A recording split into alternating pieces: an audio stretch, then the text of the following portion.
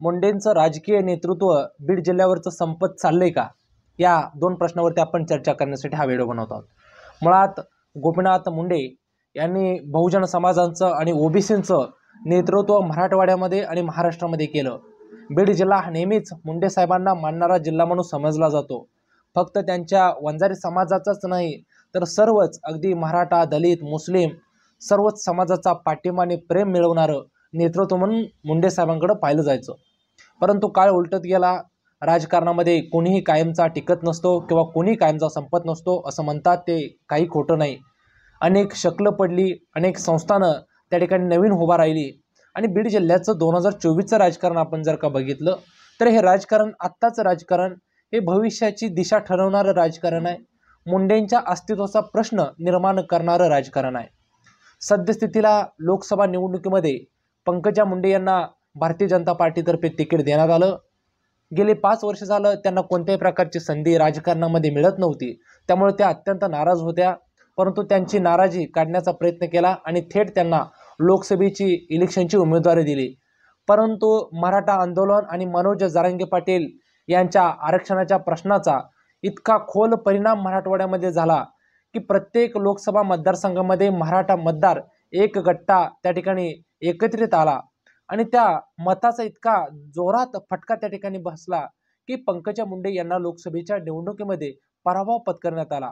नुसताच मराठा समाज नाही तर महाविकास आघाडीच्या बाजूनं त्या ठिकाणी दलित आणि त्याचबरोबर मुस्लिम वोटर सुद्धा एकत्रितपणे बजरंग बाप्पा सोनवणे यांच्या ठिकाणी ओढला गेला। मुळामध्ये लोकसभेची निवडणूक ही पंकजा मुंडे यांच्या अस्तित्वाची निवडणूक होती। त्या ठिकाणी त्यांची हार झाल्यामुळं त्यांच्यासोबतच प्रीतम मुंडे यांच्या सुद्धा राजकारणाला ब्रेक लागला। दुसऱ्या बाजूला पंकजा मुंडे यांना विधानसभा निवडणुकीमध्ये 2019ला आपलेच बंधू धनंजय मुंडे यांच्याकडून त्या ठिकाणी हार पत्करावी लागली होती। दुसऱ्या बाजूला आपण बघितलं तर बजरंग सोनवणे यांच्या या लोकसभेच्या विजयामुळं शरद पवार गटाची त्या ठिकाणी जिल्ह्यामध्ये आघाडी होत असताना दिसत आहे। बीड शहरामधील विधानसभा मतदारसंघामध्ये बघितलं तर संदीप क्षीरसागर जे की शरद पवार गटाकडून ते निष्ठावंत राहिले आणि त्यांच्या निष्ठेचंच फळ बीड शहर विधानसभेमधून मिळालं। तब्बल 70,000ची लीड त्या ठिकाणी बजरंग सोनवणे यांच्या पदरामध्ये पडली आणि त्याच्यामुळेच संदीप क्षीरसागरांचा येणाऱ्या विधानसभेचा विजयाचा मार्ग सुकर झालाय असं म्हटलं तरी वावगं ठरणार नाही। आजचीच आपण बातमी बघितली तर लक्षात येतं की संदीप क्षीरसागर यांचे काका आणि बीड जिल्ह्याचे ज्येष्ठ नेते त्या ठिकाणी जयदत्त अण्णा क्षीरसागर हे सुद्धा आज त्यांनी मेळावा घेऊन शरद पवार गटाच्या दृष्टीनं पक्षप्रवेशाच्या दृष्टीनं त्यांनी सुतवास केलेला आपणास पाहावयास मिळालं। त्यामुळं जयदत्त क्षीरसागर आणि संदीप क्षीरसागर ही कुटुंब एकत्रित येऊन भविष्यातील राजकारणाची दिशा त्या ठिकाणी आखणार असल्याचं आपणास समजतं। क्षीरसागर घराण्यानं वर्षानुवर्ष दशकानुदर्श बीड जिल्ह्याचं नेतृत्व केलं। केशर काकू क्षीरसागर या महिला खासदार त्या ठिकाणून होत्या आणि महिला खासदार असून सुद्धा त्यांनी वेगवेगळे प्रोजेक्ट्स बीड जिल्ह्याला आणले। अगदी इंदिरा गांधी यांच्या अत्यंत निकटवर्ती म्हणून केशर काकूंना समजण्यात येत होतं आणि त्यांचंच घराणं पुन्हा एकदा एकत्रित येतंय आणि त्यांनाच पुन्हा साथ लाभणार आहे ती म्हणजे बीड जिल्ह्याचे नूतन खासदार बजरंग बाप्पा सोनवणे यांचे। दुसऱ्या बाजूला 6 मतदारसंघ विधानसभेचे बीड जिल्ह्यामध्ये येतात। त्याच्यामध्ये पहिला परळी, त्या ठिकाणी सुद्धा धनंजय मुंडे यांना तोडीस तोड टक्कर देण्यासाठी शरद पवार साहेबांनी नवीन हिरा त्या ठिकाणी आणून बसवलेला आहे आणि तो म्हणजे बबन गीते। वंजारी समाजाचं नेतृत्व असलेलं बबन गीते हे तत्कालीन आमदारांचे पुतणे आहेत। त्यांचं सुद्धा सद्यस्थितीला विधानसभेची जोरदार तयारी चालू आहे। महाविकास आघाडीतर्फे त्यांना तिकीट मिळण्याची जोरदार शक्यता आहे। त्याचबरोबर लोकसभेला पराभव पत्करलेल्या पंकजा मुंडे या जर का विधानसभेला सुद्धा धनंजय मुंडेंच्या विरोधात ठेचल्या तर मुंडे विरुद्ध मुंडे संघर्ष होऊन दोघांचीही राजकारणाच्या दिशा अस्ताला जाण्याची शक्यता नाकारता येत नाही। दुसऱ्या बाजूला जे काही राष्ट्रवादी अजित पवार गटामध्ये सद्यस्थितीला त्या ठिकाणी नेते आहेत त्यामध्ये अमरसिंह पंडित असतील, त्याचबरोबर विजयराजे पंडित असतील, हे धनंजय मुंडे यांचं नेतृत्व स्वीकारायला कदापि तयार नाहीत। कारण अमरसिंह पंडित किंवा पंडितांचं राजकारण हे स्वावलंबी राजकारण राहिलेलं आहे।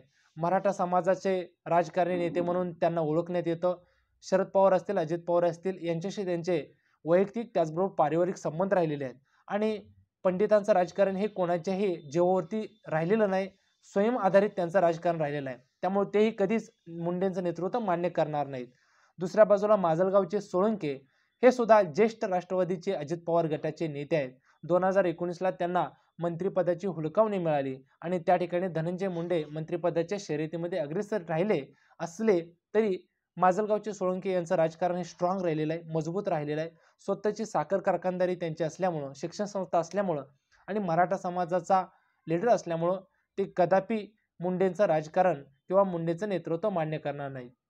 दुसऱ्या बाजूला आष्टी शिरूर पाटोदामध्ये जर का आपण लक्षात घेतलं तर त्या ठिकाणी सुरेश अण्णा धस जे की मजबूत राजकारणी म्हणून ओळखले जातात. त्यांनी 2014ची लोकसभा ही राष्ट्रवादीकडून गोपीनाथ मुंडे यांच्या विरोधामध्ये लढवली होती. त्यामुळं ते नक्कीच गोपीनाथ मुंडे किंवा मुंडे घराण्याची सद्यस्थितीला जरी सदस्य असले तरी ते भविष्यामध्ये मुंडे सोबत जास्त काळ राहू शकतील अशी चिन्ह दिसत नाहीत.